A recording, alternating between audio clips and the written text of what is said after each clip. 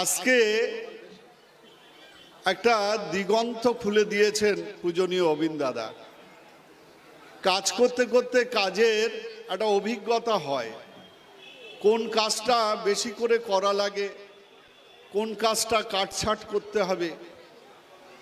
তা আমাদের জীবনে কাজ করতে করতে দেখা যাচ্ছে আমরা বহু প্রিয় আপনজনকে মেলায় হারিয়ে ফেলেছি। বাবার সঙ্গে মেলায় গেলে সন্তান হারিয়ে গেলে বাবার এবং সন্তানের কি দশা হয়। বাবা সন্তানকে খোঁজে আর সন্তান হাহুতাশ করতে করতে বাবাকে খোঁজে। আমাদের সৎসঙ্গের ঠাকুরের ভাব এখন এরকম।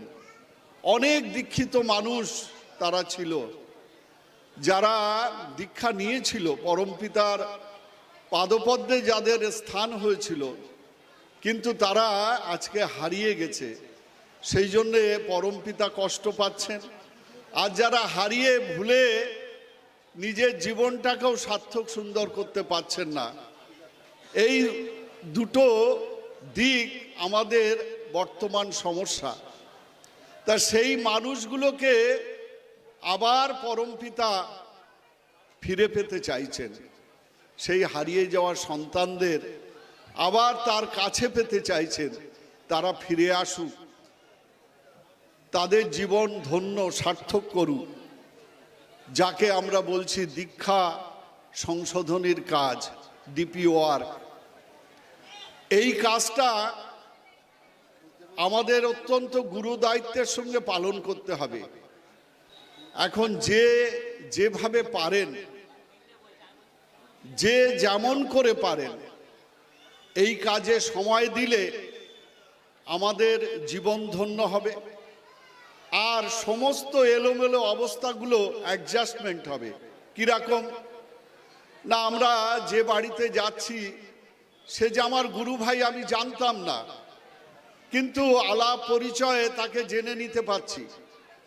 এই করতে গিয়ে সেদিনকে তার বাড়িতে একটা মেয়ে আছে, সেই মেয়েটার বিয়ে হয়নি, অথচ আমাদের একটা ছেলে দরকার। দেখা যাচ্ছে বহুদিন ঠাকুর বাড়ির সঙ্গে মন্দিরের সঙ্গে যোগাযোগ নেই, কিন্তু এই ডিপি ওয়ার্ক করতে করতে একটা ছেলে মেয়ের সুবিবাহ হয়ে গেল। তারপরে দেখা যাচ্ছে এক বাড়িতে মাস্টারমশাই খুব ভালো পড়াশুনো করেন, অথচ তার দীক্ষা হয়েছিল, তিনি কিছু করতেন না।